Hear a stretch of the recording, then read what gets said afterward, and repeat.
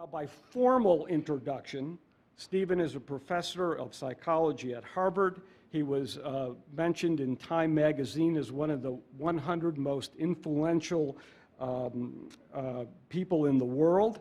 And what else can you say to introduce someone? Stephen. Thank you so much, Rich. Thanks to all of you for coming, and thanks for the invitation to address the International Society for Intelligence Research. At first I thought that I was an unlikely choice because I'm certainly not trained as an intelligence researcher. I was trained as a cognitive psychologist, and for whom, in general, individual differences are kind of a nuisance. We have a term for them. We call them the error term. It's a good thing, Rich, that you didn't read The Language Instinct for another reason, not because of residual syntactophobia, but because The Language Instinct, my first popular book, also had one of the lines that I most regret writing, and namely, differences between individuals are so boring. Reflecting my background as a cognitive scientist, interested in what all human beings have in common, not so much in how people differ. But since then, for many reasons, I have developed reasons to regret those words. And despite myself, I guess I have become something of an intelligence writer, if not researcher. In a few years after The Language Instinct came out, for example, I wrote a foreword to Judith Rich Harris's brilliant book, The Nurture Assumption, in which she, picking up on observations first made by Robert Plomin and developed by David Rowe, that the relatively small magnitude of the component for shared environment in adult intelligence and personality has profound implications for our understanding of why children turn out the way they do, namely that parents matter less than you think and peers matter more. I thought this was such an impressive book when I saw the manuscript that I agreed to write a foreword to it and to help bring it to wider public attention. A few years after that, I wrote The Blank Slate, which Rich kindly mentioned, in which I addressed an issue that has confronted all of you, namely, why do people think there are such dangerous moral and political implications to intelligence research and more generally research on human nature, and how can these political and moral issues be intelligently addressed? A few years after that, thanks to my colleague George Church, developer of the Human Genome Project at Harvard, I became one of the first 10 people in the Personal Genome Project back in 2008, first people to have our genome sequenced and to publish the data on the internet. And this is true.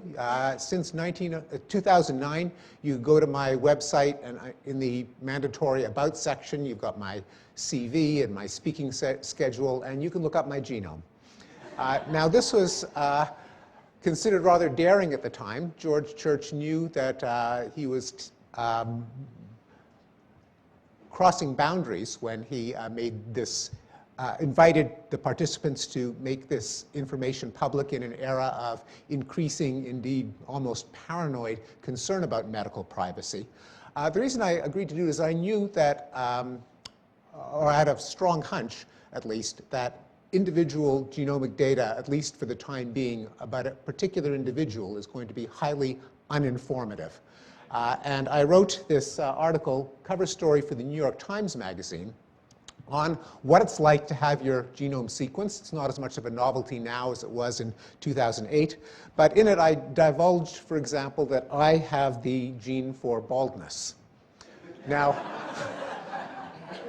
I divulged this for a reason, namely, what does the gene for baldness mean? Well, especially in that era, what it meant is someone did a sample of 50 men and found that 40 of them were bald and had the gene, and 10 were not bald and didn't have it. And that's, quote, the gene for baldness, which has an important scientific lesson, namely that in small samples, most correlations between genes and traits are false positives. something that I then was a co-author on a paper by James Lee, who you heard from earlier today, making the case more generally. Why is it so hard to find genes associated with social science traits? Making both the methodological point that we're all familiar with, that I just mentioned, namely that in anything but large samples, most associations will be false positives, but also, thanks mostly to James's very insightful work, why, based on evolutionary theory, that's exactly what you should expect, that effect sizes for most polymorphic genes are likely to be quite small. I was then a co-author on a study that was a predecessor to the one that the remarkable study that you recently heard from James, using educational level as a proxy for cognitive ability, which is, I guess, the modern euphemism for IQ. Then, most recently, I found myself again kind of blundering into intelligence research. In my book, The Better Angels of Our Nature, Why Violence Has Declined, in this book presented numerous data suggesting that almost every measure of violence, when it is quantified, shows a tendency to go down over the course of history. That raises the psychological puzzle of why this should be, especially since many of these declines are far too rapid and far too recent to be explained by biological evolution in the sense of gene replacements. And in one section of one chapter, I followed up on a suggestion that Jeffrey Miller made to me when I first discussed the data, that perhaps the secular decrease in violence might be related to the secular increase in IQ, namely the Flynn effect. What could possibly be the connection between rising IQ scores and declining violence? The answer is we don't know, but there are a number of hypotheses that I argued in the book are worth exploring, which fall under the rubric of the escalator of reason, something that the philosopher Peter Singer had himself suggested way before the Flynn effect was known as a possible explanation for why people's circle of empathy and cooperation might have increased over the course of history. Namely, that as literacy, education, and public discourse have increased, perhaps it encourages people in general to think more abstractly and more universally. That means we rise above our parochial vantage point. It makes it harder to privilege your own interests over others just because you're you and someone else isn't.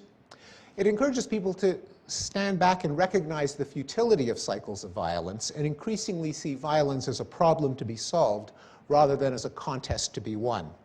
And in the book, I cited some data which I still consider highly preliminary, and I hope that people in this room will explore in greater depth. But that's consistent with the idea that the historical escalator of reason might be one of the causal pathways by which violence has declined. And the preliminary findings are that, simplifying greatly, but in general, people in societies with higher levels of education and measured intelligence commit fewer violent crimes, cooperate more in experimental games, have more classically liberal attitudes, so that is opposition to racism, xenophobia, homophobia, and so on. And as Professor Rinderman has shown, 10 years down the line are more receptive to democracy, holding all other factors constant. All of this is kind of prelude to, I guess, apologizing for why I'm here, someone who at least never thought of himself as an intelligence researcher, but perhaps has become one despite himself. That having been said, none of this has anything to do with what I plan to talk to you about this afternoon. Most people like to discuss their most recent work, and I am no exception. Oh, sorry, one more connection to intelligence research that I forgot. A little more than a year ago, I wrote an article which the editors of the New Republic called "The Trouble with Harvard." The subtitle they gave it is "The Ivy League is broken and only standardized tests can fix it." So this article, for most people in this room, it's a reply to a even more popular article by William Deresiewicz that they call "Don't Send Your Kids to the Ivy League," a kind of screed against elite education. But in this article, I think for most people in this room will be somewhere between candy and pornography, because in it I make the case that the enormously expensive and stressful admissions apparatus of elite universities could profitably be replaced by a greater reliance on standardized testing, which doesn't mean accepting only on the basis of high test scores. I'd be fully in favor of some mixture of high test scores and then a lottery of people who meet some cutoff, which I think would be much more fair and equitable and cost-effective than the crazy system that we have now. What I will talk about today is my most recent book, The Sense of Style, The Thinking Person's Guide to Writing in the 21st Century, which raises the question, why should intelligence researchers care about how to write more clearly and stylishly? Well, this slide captures at least one reason. Here you see Stephen Jay Gould, Malcolm Gladwell, and David Brooks, three prominent critics of the value of intelligence research and of the major findings that I think are accepted by most people in this group. And what the three of them have in common is that they are all excellent writers. And what a lot of people who do research in intelligence have in common is, like most academics, they're not. And so in the battle for hearts and minds, I think many of us are kind of bringing a knife to a gunfight. Namely, the people who are most vociferous in proposing the idea that intelligence doesn't matter, it can't be measured, it's all an artifact of socioeconomic status, it doesn't matter above a certain low threshold, and so on. They present their case very clearly and articulately. And so I think it behooves intelligence researchers to get their side of the story out in an effective manner. Now, this society does this to a certain extent. This is a picture of my kid sister, Susan Pinker, who a little less than a year ago was honored by this society by the Constance Holden Award for Outstanding Journalism. And I am both proud of my sister. I endorse her book, The Sexual Paradise, and I am grateful to this society for the more general idea of cultivating a relationship with responsible journalists who do present an accurate picture of the state of the art in individual differences research. But I think it can't just be outsourced to journalists. I think scientists and researchers, when they present their case, either when journalists call on the phone, when they discuss their research with colleagues, when they present it to undergraduates, ought to hone the craft of getting a message across clearly and stylishly. And that's the preamble to what I would like to present this afternoon. So my starting point is, why is so much writing so bad? And how can we make it better? Why do we have to suffer through so much legalese, as in the revocation by these regulations of a provision previously revoked subject to savings does not affect the continued operations? Why do we put up with academies, as in it is the moment of non-construction, disclosing the absentation of actuality from the concept in part through its invitation to emphasize in reading the helplessness of its fall into conceptuality?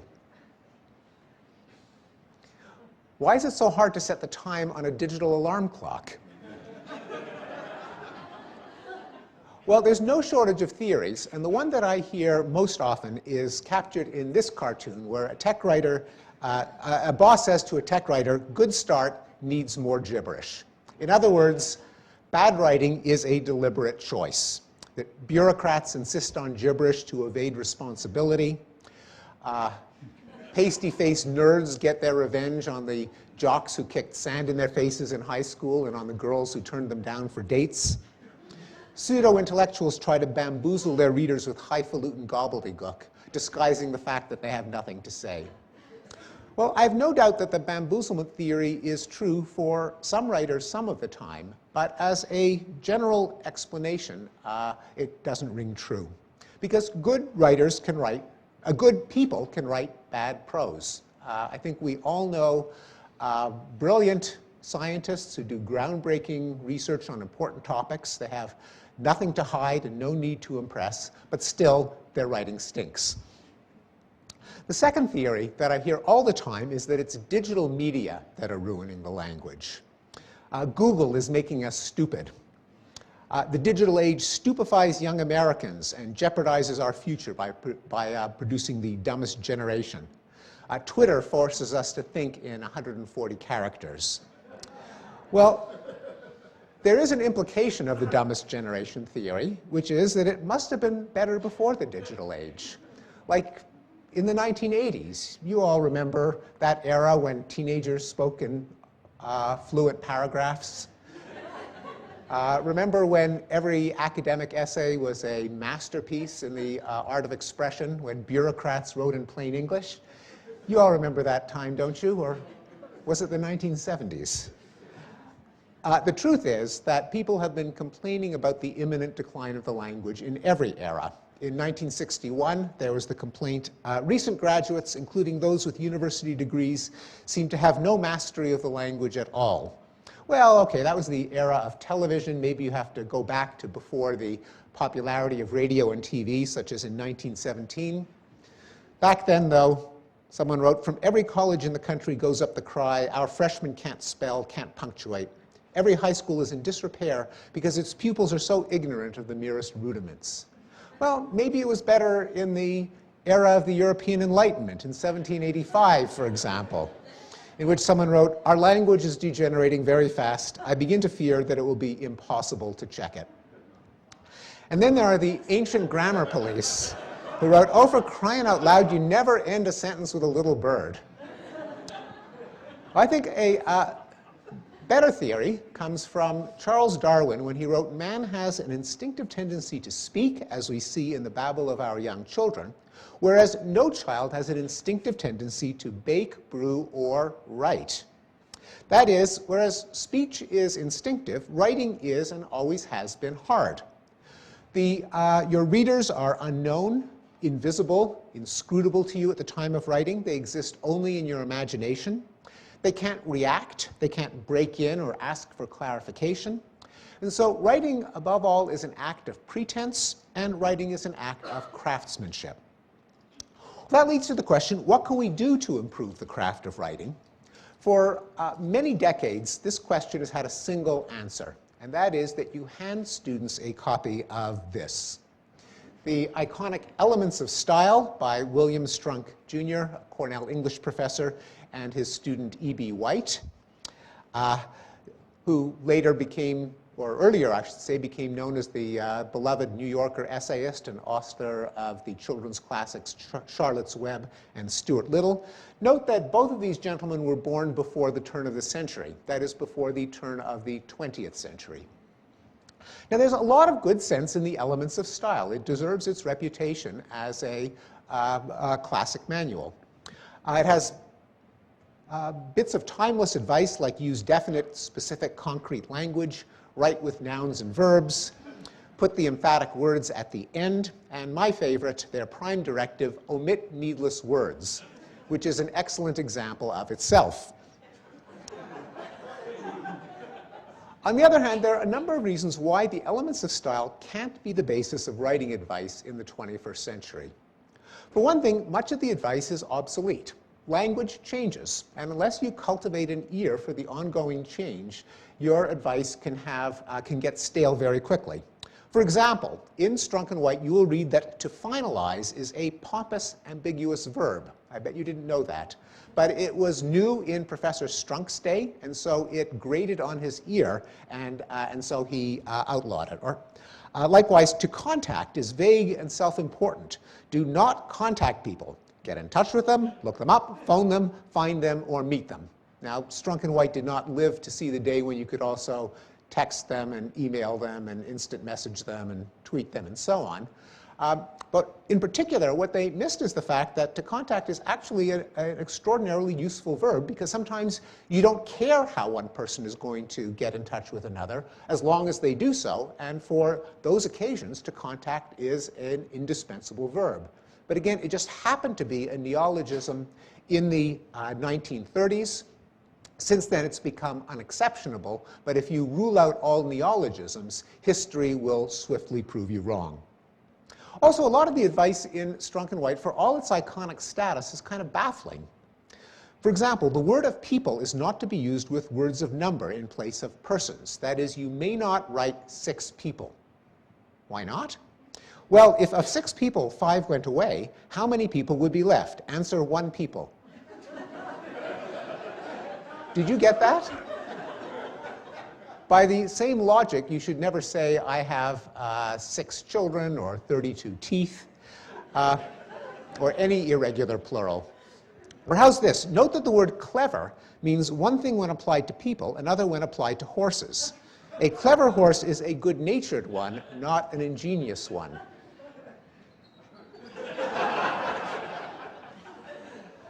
The problem with traditional style advice is that it consists of an arbitrary list of do's and don'ts based on the tastes and peeves of the authors.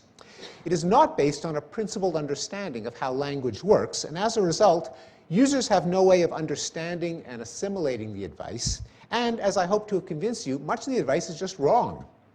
I think we can do better today. We can base writing advice on the science and scholarship of language, on modern grammatical theory, which represents an advance over the pedagogical grammars based on Latin, on evidence-based dictionaries, on research from cognitive science on what makes sentences easy or hard to read, and on historical and critical studies of usage. And it's these sources of information that I have tried to put together in the sense of style. It begins with a model of effective prose communication. As I mentioned, writing is an unnatural act, and good style must begin with a coherent mental model of the communication scenario. That is, how the writer imagines the reader and what the writer is trying to accomplish. And of the many models of prose, I think the most useful is one that the literary scholars Francis-Noël Thomas and Mark Turner call classic style in their book Clear and Simple as the Truth. Now, in classic style, the model of prose communication is that prose is a window onto the world. That is, the writer has seen something in the world which the reader has not yet noticed. He positions the reader so that she can see it with her own eyes. The writer and reader are equals.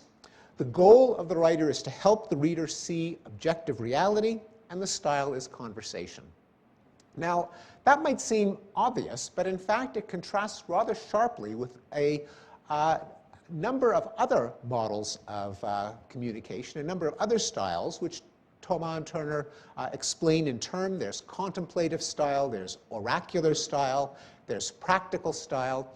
But the style that most academics write in is one that they call postmodern or self-conscious style, in which the writer's chief, if unstated, concern is to escape being convicted of philosophical naivete about his own enterprise. And they explain, they elaborate.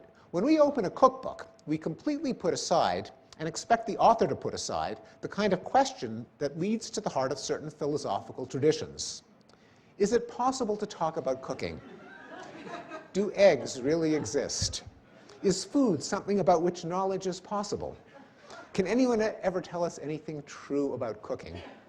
Classic style similarly puts aside as inappropriate philosophical questions about its enterprise. If it took those questions up, it could never get around to treating its subject, and its purpose is exclusively to treat its subject. Now, I would be defying the principles of classic style if I just described it in the abstract without presenting an example. And so here's an example. It comes from an article in Newsweek by the physicist Brian Greene on the theory of inflationary cosmology and one of its implications, multiple universes. So Greene writes, if space is now expanding, then at ever earlier times the universe must have been ever smaller. At some point in the distant past, everything we now see, the ingredients responsible for every planet, every star, every galaxy, even space itself, must have been compressed to an infinitesimal speck that then swelled outward, evolving into the universe as we know it. The Big Bang theory was born. Yet scientists were aware that the Big Bang theory suffered from a significant shortcoming. Of all things, it leaves out the bang. Einstein's equations do a wonderful job of describing how the universe evolved from a split second after the bang, but the equations break down, similar to the error message returned by a calculator when you try to divide 1 by 0, when applied to the extreme environment of the universe's earliest moment. The Big Bang thus provides no insight into what might have powered the bang itself. Now, in these two paragraphs, Green explains some fairly abstract cosmology and physics, but he does it in a way that anyone can see with their own eyes. If you can imagine space expanding outward, you can run the mental movie backwards and see that it must have originated in an infinitesimal speck that then swelled outward. And even the abstruse mathematical concept of equations breaking down, he explains in a way that people can see for themselves. You can either literally pull out a calculator and punch in 1 divided by 0, and your calculator will say error. Or you can try to wrap your mind around the concept of dividing 1 into 0 parts to appreciate what the concept of equations breaking down really means. That's classic style. Now, many examples of writing advice turn out to be implications of the model behind classic prose. For one thing, the focus on classic prose is on the thing being shown, not on the activity of studying it. And academics often have trouble distinguishing them. So here's an example of the kind of prose that I and all of you read every day, and it is defiantly non-classic. I'm imagining a review article in my own field of expertise. In recent years, an increasing number of researchers have turned their attention to the problem of child language acquisition. In this article, recent theories of this process will be reviewed. Well, no offense, but not a whole lot of people are all that fascinated by how professors spend their time. A more classic way of introducing the same subject would have been, all children acquire the ability to speak and understand a language without explicit lessons. How do they accomplish this feat? A corollary is to minimize the kind of apologizing that is mandatory in academic writing. Another contrived example, but I think you'll agree is all too familiar. The problem of language acquisition is extremely complex. It is difficult to give precise definitions of the concept of language and the concepts of acquisition and the concept of children. There is much uncertainty about the interpretation of experimental data and a great deal of controversy surrounding the theories. More research needs to be done. Now, this is the kind of paragraph that could have been deleted at a stroke with no loss of content. Because classic prose gives the reader credit for knowing that many concepts are hard to define and many controversies are hard to resolve. The reader is there to see what the writer is going to do about it. Another corollary is to minimize the reflexive hedging that one finds in academic prose. The sprinkling of words like somewhat, fairly, rather, nearly, relatively, seemingly, in part, comparatively, predominantly, apparently, so to speak, presumably, in every sentence of academic prose. And the similar use of shutter quotes by which academics tend to distance themselves from common idioms. I'll give you some examples. This is from a letter of recommendation I received. She is a quick study and has been able to educate herself in virtually any area that interests her. Now, are we to interpret this sentence as saying that this young woman is a quick study, or that this young woman is a quick study, namely someone who is rumored or alleged to be a quick study but really isn't? And if she's been able to educate herself in virtually any area that interests her, are there some areas that interest her where she failed? She tried to educate herself but just wasn't smart enough? The overuse of hedges was brought home to me once when I met an old colleague at a conference who I hadn't seen in a number of years. And I asked how she was doing, and she pulled out a picture of her 4-year-old daughter. And she said, "We virtually adore her." Aww. Why the compulsive hedging? Why can't an academic even say, "We adore our daughter"? Well, there's an imperative in bureaucracies that's sometimes abbreviated CYA, cover your anatomy. But there is an alternative in vigorous prose, namely, so sue me. That is, it's better to be clear and possibly wrong than muddy and, as the physicists say, not even wrong.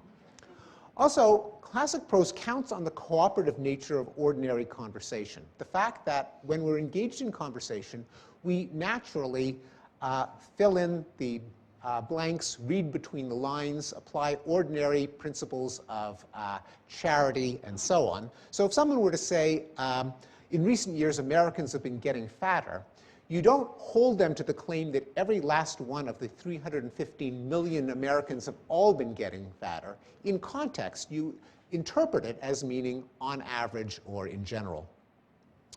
Now, a second bit of advice that comes from the model of classic prose is that good style keeps up the illusion that the reader is seeing a world rather than listening to verbiage. And that illusion is behind the common advice, avoid cliches like the plague. Now, because cliches can shatter the illusion that the prose is a window onto some external reality. We all are familiar with a kind of writer and speaker who talks like this. We needed to think outside the box in our search for the Holy Grail, but found that it was neither a magic bullet nor a slam dunk. So we rolled with the punches and let the chips fall where they may while seeing the glass as half full. It's a no-brainer. Now, the problem with writing by dispensing one cliche after another is that it either forces the reader to just turn off her visual brain and process the language as blah, blah, blah, blah, blah. Or if she does think through to what the words actually mean, she'll inevitably be tripped up by the mixed metaphors. Here's another example from a letter of recommendation. Jeff is a Renaissance man, drilling down to the core issues and pushing the envelope. It's not really clear how you can do all of those at the same time. Or how's this from an article in the New York Times? No one has yet invented a condom that will knock people's socks off. And if you don't pay attention to the content of your words, you may be eligible for membership in Awful, Americans who figuratively use literally. So it is perfectly fine to say she literally blushed. It is much more problematic to say she literally exploded. And it's very, very bad to say she literally emasculated him. Third, classic prose is about the world. It's not about the conceptual tools with which we understand the world, and so it avoids the use, or at least minimizes the use of meta-concepts. These are concepts about other concepts like approach, assumption, concept, condition, context, framework, issue, level, model, paradigm, perspective, process, role, strategy, tendency, variable. Admit it, you use these words a lot. Example from an editorial in the New York Times by a legal scholar. I have serious doubts that trying to amend the Constitution would work on an actual level. On the aspirational level, however, a constitutional amendment strategy may be more valuable. Which is to say, I doubt that trying to amend the Constitution would actually succeed, but it may be valuable to aspire to it. Or here's one from an email that I got from a university official. It is important to approach this subject from a variety of strategies, including mental health assistance, but also from a law enforcement perspective.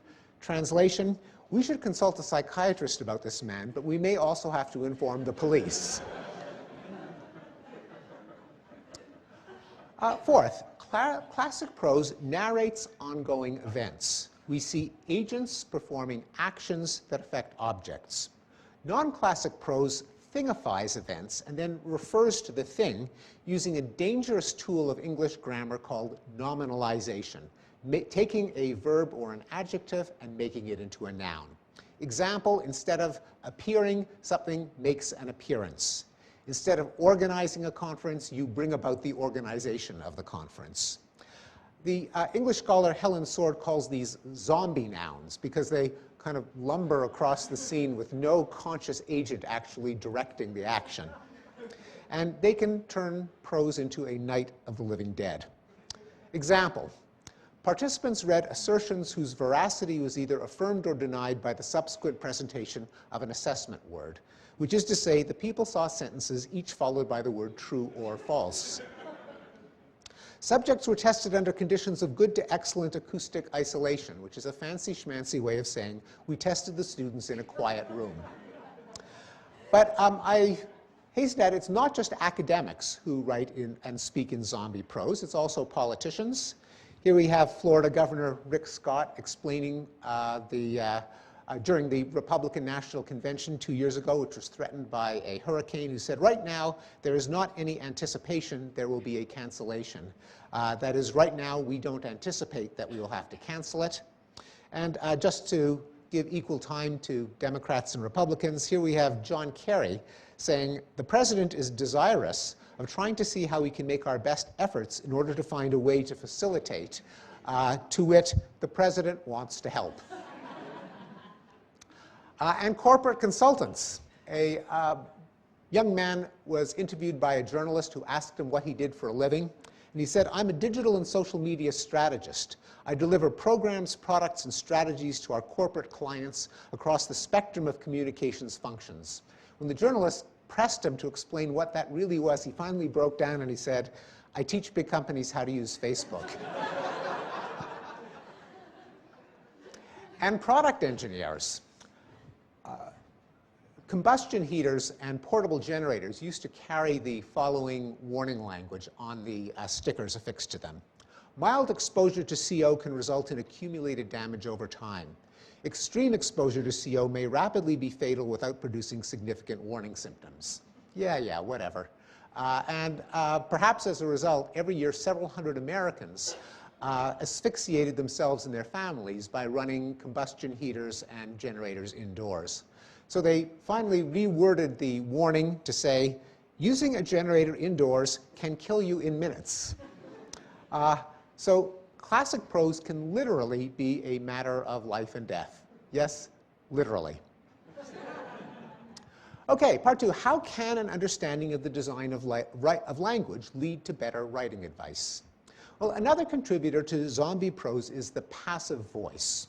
The passive voice refers to the contrast between a sentence like the dog bit the man, which is in the active voice, and the man was bitten by the dog in the passive voice.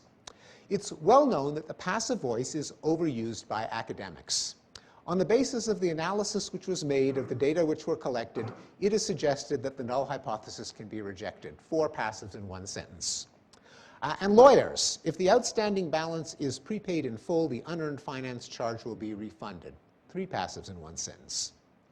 And politicians. Here we have New Jersey Governor and Republican presidential candidate Chris Christie responding to an investigation which showed that some of his aides deliberately caused a massive traffic tie-up in order to punish a mayor who failed to support his bid for re-election. And he said, mistakes were made. The infamous politician's evasive passive. So it's not surprising that all of the traditional manuals warn writers away from using the passive voice. Strunk and White, for example, write, use the active voice. The active voice is usually more direct and vigorous than the passive. Many a tame sentence can be made lively and emphatic by substituting a transitive in the active voice for some such perfunctory expression as there is or could be heard. Well, I'm glad to see from the scattered titters around the room that, yes, Strunk and White used the passive voice in order to steer writers away from the passive voice. George Orwell, in his classic essay, Politics in the English Language, which together with Strunk and White is by far the most common advice on writing given to undergraduate students, wrote, a mixture of vagueness and sheer incompetence is the most marked characteristic of modern English prose. He wrote in 1946, showing that some things don't change. I list below various of the tricks by means of which the work of prose construction is habitually dodged. The passive voice is wherever possible used in preference to the active, a warning that has not 1, but 2 uses of the passive voice in a passage telling people not to use the passive voice. So what's going on? The passive could not have survived in the English language for 1,500 years if it did not serve some purpose. Why can't we do without it? The answer comes down to the very design of language. You can think of language as an app for converting a web of thoughts into a string of words. Now, the writer's knowledge can be captured in a kind of mind-wide web, what cognitive psychologists and artificial intelligence researchers call a semantic network. So here, for example, is a fragment of a semantic network that summarizes a person's knowledge of the tragic story narrated by Sophocles in Oedipus Rex. It consists of a bunch of nodes corresponding to concepts like story, kill, marry, Oedipus, Laius, a bunch of arcs connecting them, or links that correspond to relationships among concepts. And as you wordlessly ponder the story of Oedipus Rex, your mind can surf in any direction from one concept to another. All that matters in this network is how the concepts are connected to one another. They have no inherent left-to-right ordering. But what happens when you have to take some of your knowledge and externalize it in words? Well, you have to produce a sentence, and a sentence is a linear string of words. In Sophocles' play, Oedipus married his mother and killed his father. That means that there's an inherent problem that's baked into the design of language. Namely, the order of words in a sentence has to do two things at once. On the one hand, it serves as a code for meaning. It tells you who did what to whom. But at the same time, it necessarily presents some bits of information to the reader before others, and therefore it affects how the information is absorbed. In particular, the early material in the sentence naturally encodes the sentence's topic, what the sentence is about, what has been reverberating in the reader's mind based on the context up to that point. In the metaphor behind classic prose, it's the general direction in which the reader is looking. The later material in the sentence captures its focal point, what the sentence is saying. In the metaphor behind classic prose, what the reader is now being asked to notice about the world.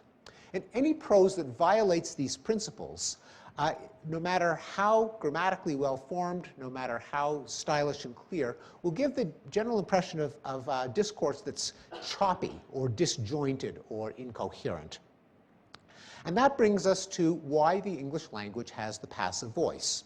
It's a workaround for the rigid order of English syntax. It allows the writer to convey the same ideas, namely who did what to whom, while giving him freedom in word order. In particular, the choice between starting the sentence with the done to or the acted upon rather than the doer or the actor. And that's why avoid the passive is bad advice. Indeed, it's, as we've seen, it's impossible advice. The passive is actually the better construction when the done to or the acted upon is currently the target of the reader's mental gaze. And again, let me give you an example. This comes from the Wikipedia entry for Oedipus Rex, and it describes the revelatory scene in which the tragic backstory is revealed to the audience. So, spoiler alert. A messenger arrives from Corinth. It emerges that he was formerly a shepherd on Mount Kithaeron, and during that time he was given a baby. The baby, he says, was given to him by another shepherd from the Laius household who had been told to get rid of the child. Now you notice that this passage has three passives, and for good reason. As the description begins, our eyes are on the messenger. A messenger arrives from Corinth. So anything that subsequently happens ought to begin with the messenger, because that's who we're looking at, and thanks to the passive voice, it does. He was given a baby. Well, now our gaze is on the baby, and so the next sentence should begin with the baby, and again, the passive voice makes that possible. The baby was given to the messenger by another shepherd. Well, now another shepherd has walked onto the stage, and so the next sentence should begin with him, and again, thanks to the passive voice, it does. The other shepherd had been told to get rid of the child. Now imagine that this anonymous Wikipedia wordsmith had been corrected by a copy editor with Strunk and White in hand, who blue penciled all of the passives into the active voice. And I have had copy editors like this. Here is the result. A messenger arrives from Corinth. It emerges that he was formerly a shepherd on Mount Kithaeron, and during that time, someone gave him a baby. Another shepherd from the Laius household, he says, whom someone had told to get rid of a child, gave the baby to him. Now, I think you'll agree that this is not an improvement. We have characters that kind of parachute in out of the blue, and the readers' attention is kind of yanked back and forth from one protagonist to another. More generally, English syntax provides writers with constructions that vary in order in the string while preserving the meaning. Oedipus killed Laius. Laius was killed by Oedipus. It was Laius whom Oedipus killed. It was Oedipus who killed Laius, and so on. Writers should choose the construction that introduces ideas to the reader in the order in which he can best absorb them. Well, this brings us back to the original question, why is the passive so common in bad writing? It's because good writers narrate a story advanced by protagonists who make things happen. Bad writers work backwards from their own knowledge, writing down ideas in the order in which they occur to them. Now, they know how the story turned out, so they begin with the outcome of the event, and then they throw in the cause as an afterthought, and the passive makes that all too easy. Part 3, why should this be so hard? Why is it so hard for writers to use language to convey ideas effectively? Best explanation that I know of comes from a psychological phenomenon that goes by many names, but my favorite is the curse of knowledge. The fact that when you know something, it is extraordinarily difficult to imagine what it's like for someone not to know it. Psychologists also call it mind blindness, egocentrism, hindsight bias. And I think the most dramatic explanation comes from a well-known study that has become kind of part of the canon in developmental psychology that I think of as the M&M study. So here's how it works. 3-year-old child comes into the lab, sits down at a table. The experimenter gives him a box of M&Ms. Child opens the box and is surprised to find that instead of M&Ms, it's got pencils inside it. So he's surprised. So the experimenter puts the pencils back in the box, closes it, puts it back on the table, says to the boy, OK, well, now Jason is going to come into the room, another little boy. What does he think is in the box? And the boy will say, pencils, even though there's no way that a newcomer into the room could know what the child now knows. But once the child knows it, he can no longer recover his state of innocence of when he didn't know it. In fact, if you ask the child, well, when you came into the room, what did you think was in the box? And the child will say, pencils. Now, we adults outgrow this infirmity, kind of, a little-ish. Because many studies have shown that adults, too, are liable to the curse of knowledge. If someone knows an obscure vocabulary item, they assume that everyone else knows it. If they know the answer to a fairly arcane technical question, they will assume it's common knowledge. And in at least one study, the more experience people have in mastering a complicated gadget, like a smartphone, the less time they estimate it will take someone else to learn it, because it's also obvious to them. I think the curse of knowledge is the chief contributor to opaque writing. It simply doesn't occur to the writer that readers haven't learned their jargon, don't know the intermediate steps that just seem too obvious to mention, can't visualize a scene that's currently in the writer's mind's eye, and so the writer doesn't bother to explain the jargon or spell out the logic or supply the concrete details, even when writing for professional peers. There is a common excuse that I don't have to explain things. I'm writing for people just like me who are specialists in my field. They already know all of the abbreviations and acronyms and technical terms. The curse of knowledge implies that that is probably not true, that even when it comes to your own circle, you probably overestimate what other people know about your private lingo. Again, I will give you an example. So this is a paragraph from a journal that some of you are familiar with called Trends in Cognitive Sciences. It's one of the trends journals that is designed to present short, non-technical articles for the benefit of professional peers so that we can all keep up with one another's research. And it's from an article on consciousness. The slow and integrative nature of conscious perception is confirmed behaviorally by observations such as the rabbit illusion and its variants, where the way in which a stimulus is ultimately perceived is influenced by post-stimulus events arising several hundreds of milliseconds after the original stimulus. Now, I've been in this business for almost 40 years, and I have no idea what they're talking about. Now, I know a lot of illusions. I teach them. I start off as a perception researcher. I'd never heard of the rabbit illusion. And I know what the word stimulus means, but I have no idea what the phrase, the way in which a stimulus is ultimately perceived, refers to. So I went to my books and I found that there is an obscure phenomenon called the cutaneous rabbit illusion, which works as follows. A person sticks out his arm, closes his eyes. The experimenter taps him 3 times on the wrist, 3 times on the elbow, 3 times on the shoulder, and it feels like a continuous series of taps running up the length of the arm, kind of like a hopping rabbit, hence the rabbit illusion. Well, why didn't they just say that?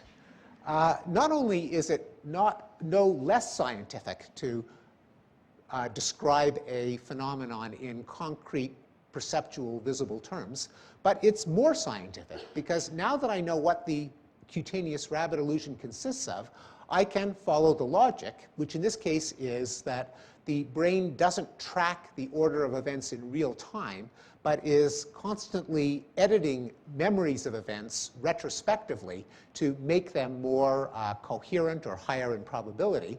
Knowing that, I can now, as a scientist, challenge that explanation, or at least evaluate it, and think of whether there might be some alternative explanation to whether that really does show the slow and integrative nature of conscious perception, something that I, as a scientist, couldn't do if it's just described as stimulus this and post-stimulus that. So the danger of excessive abbreviation among specialists, I think, is best captured by an old joke, which I will share with you.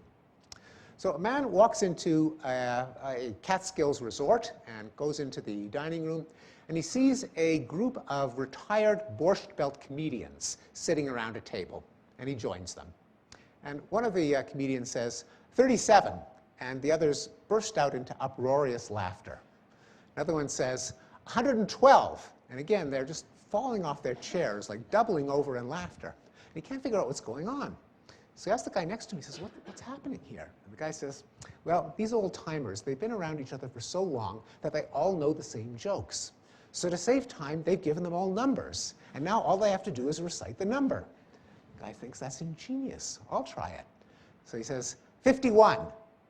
Stony silence. Tries again. 27. Everyone stares at him. No one laughs. So he kind of sinks back down into a seat, and he asks the guy next to him, what happened? What did I do wrong? The guy said, it's all in the timing. How do we exercise the curse of knowledge? Well, the traditional solution is to keep in mind the reader over your shoulder, to empathize with your reader, to try to get inside their head, to walk a mile in their shoes, to feel their pain. And I think this is good advice as far as it goes, but it doesn't really go far enough. Because a large number of studies in social and cognitive psychology show that we're not all that good at guessing other people's knowledge, even when we just try really, really hard. Trying hard isn't enough. There's no substitute for actually getting a reader and showing them a draft and seeing if they can follow it. It's only then that one can discover that what's obvious to you may not be obvious to anyone else. You can even let enough time pass so that the draft is no longer familiar and show it to yourself. If you're like me, you will find yourself saying, what did I mean by that? Or that doesn't follow. Or all too often, who wrote this crap? And then to rewrite several times with a single goal, making the prose understandable to the reader. That is, at some point, terminate the process of just getting your ideas down on the page and devote all of your cognitive resources to trying to make the prose more comprehensible to a third party. Finally, how should we think about correct usage? The issue that by far attracts the most attention and the most emotion when it comes to good writing. Now, some usages of syntax and vocabulary are clearly wrong. When Cookie Monster says, "Me want cookie," even a 3-year-old can laugh knowing that Cookie Monster has made a grammatical error. Likewise, ICANN has cheeseburger. The humor in lolcats, or internet memes, such as it is, depends on our universal feeling of superiority over cats because of their alleged propensity to make grammatical errors.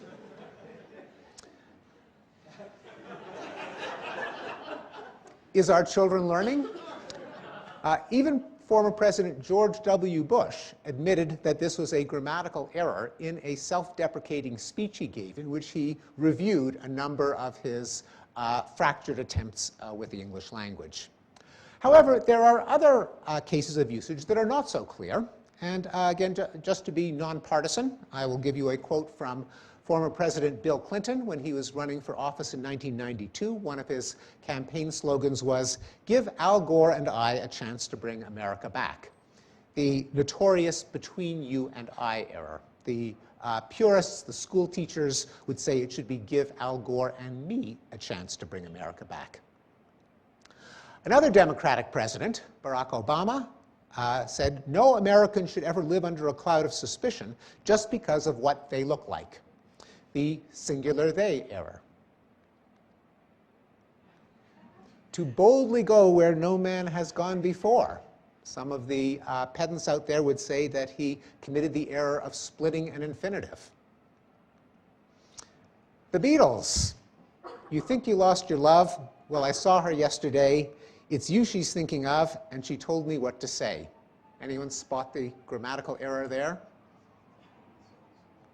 Ending a sentence with a preposition.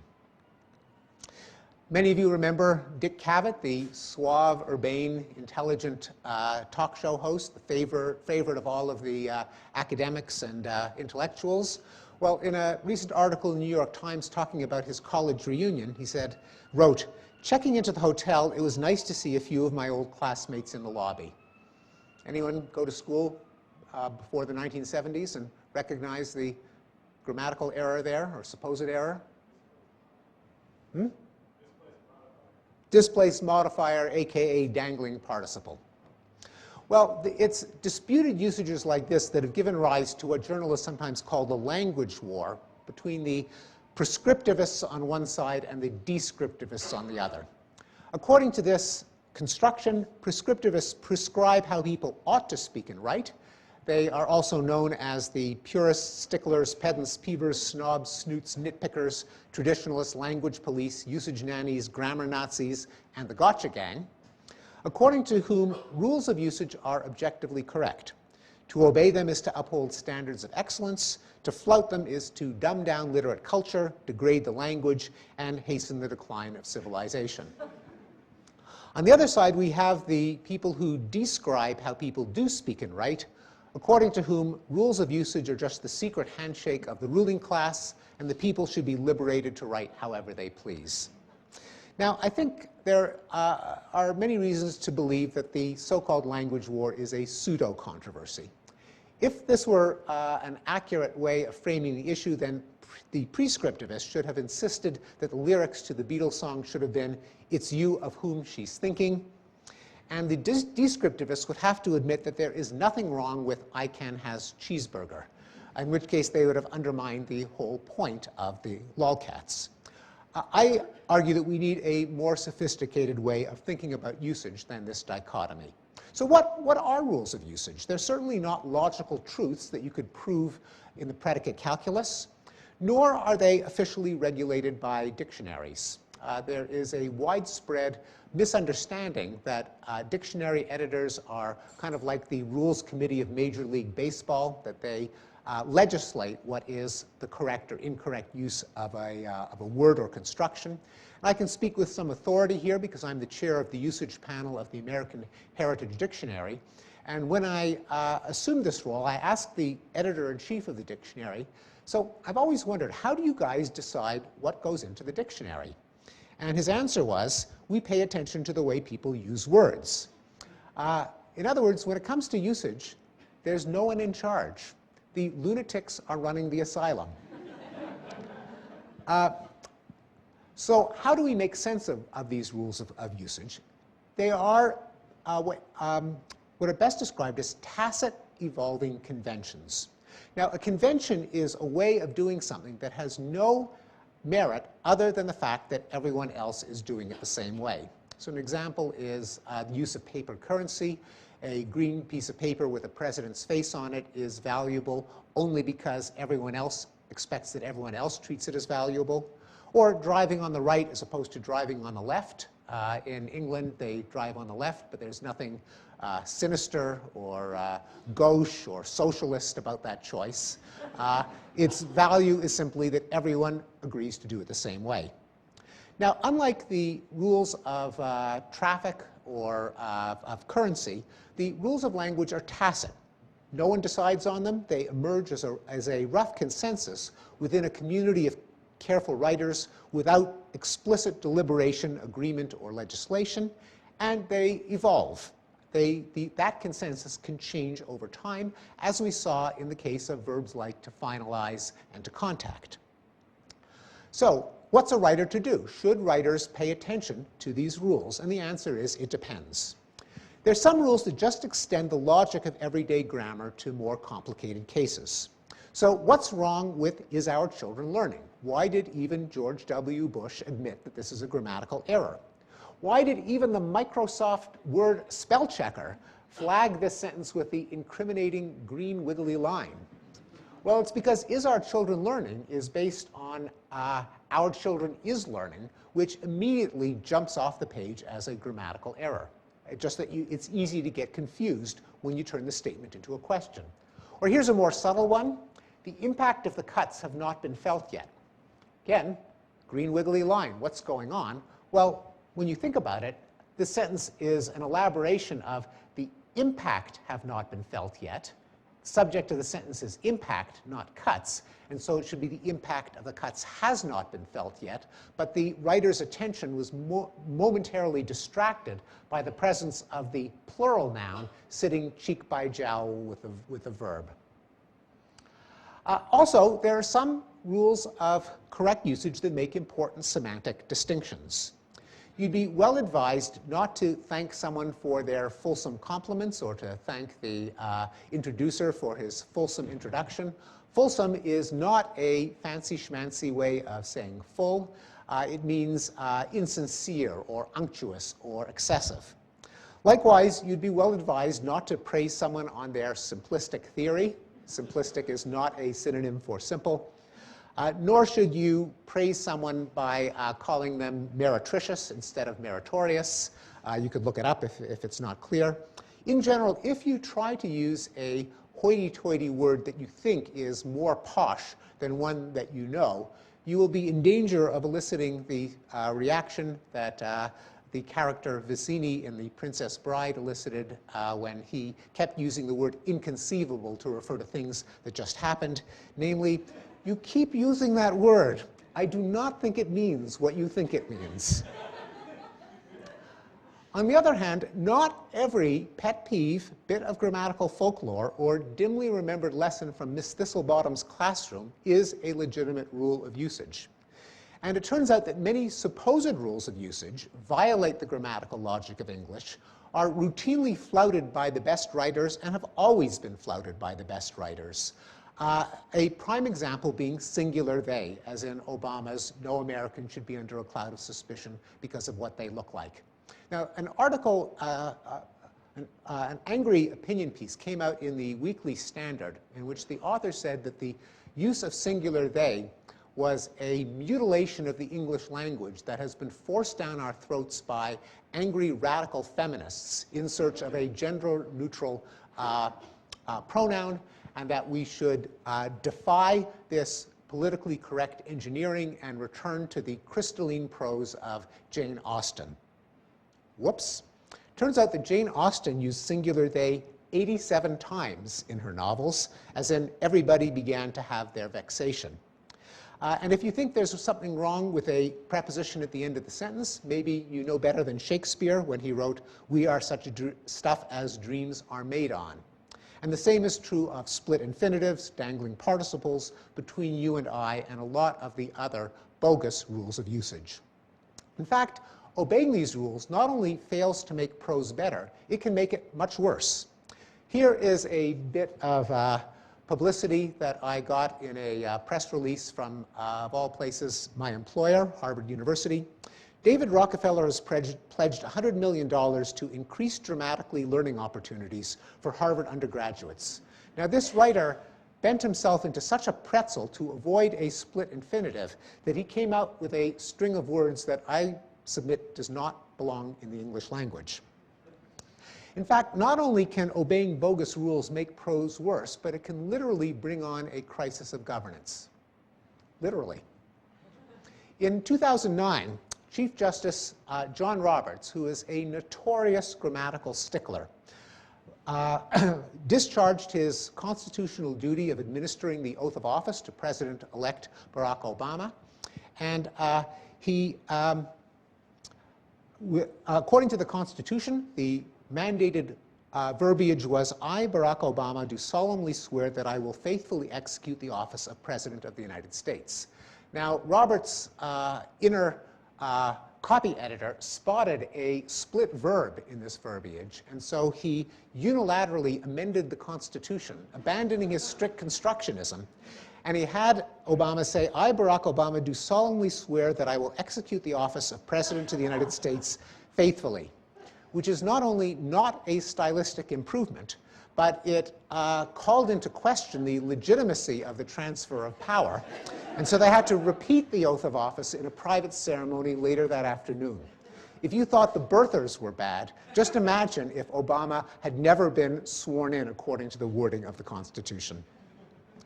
So how should a careful writer distinguish the legitimate rules of usage from the bogus ones? And the answer is unbelievably simple. Look them up. If you look up split infinitive in the Merriam-Webster Unabridged Dictionary, it will tell you it's all right to split an infinitive in the interest of clarity. Since clarity is the usual reason for splitting, this advice means merely that you can split them whenever you want to. In Carta, there is no grammatical basis for rejecting split infinitives. American Heritage Dictionary, the only rationale for condemning the construction is based on a false analogy with Latin, and so on. Every dictionary will tell you there is nothing wrong with splitting an infinitive, and so on for the other bogus rules. Modern dictionaries and style manuals do not ratify pet peeves or grammatical folklore, and that's because their advice is based on evidence, on practices of contemporary good writers, on practices of the best writers in the past, on polling data from a panel of writers for contested cases, and that's the usage panel at the American Heritage Dictionary that I chair, and on their effects on clarity and their consistency with the grammatical logic of English.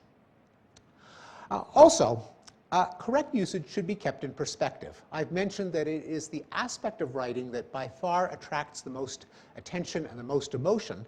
But in fact, it's, although I think the legitimate rules of usage are well worth following, you should not sound like Cookie Monster or George W. Bush, but they're still the least important part of good writing.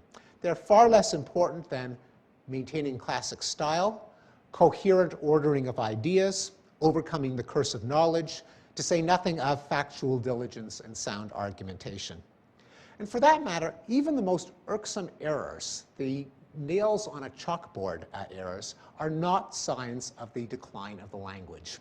And this was brought home in a wonderful XKCD cartoon by Mandel Monroe, in which he shows a purist being awakened in the middle of the night by the specter of a ghost who brings a cautionary vision of things to come. This is the future. And this is the future if you give up the fight over the word literally. And as you can see, they're exactly the same. So in sum, I have suggested that modern linguistics and cognitive science provide better ways of enhancing our writing, ways that all researchers, but particularly researchers in intelligence, are well advised to attend to. A model of prose communication, namely classic style in which language is a window onto the world. An understanding of the way that language works, in particular the way that it converts a web of ideas into a linear string of words. A diagnosis of why good prose is so hard to write, namely the curse of knowledge. And a way to make sense of rules of correct usage, namely as tacit evolving conventions. Thank you.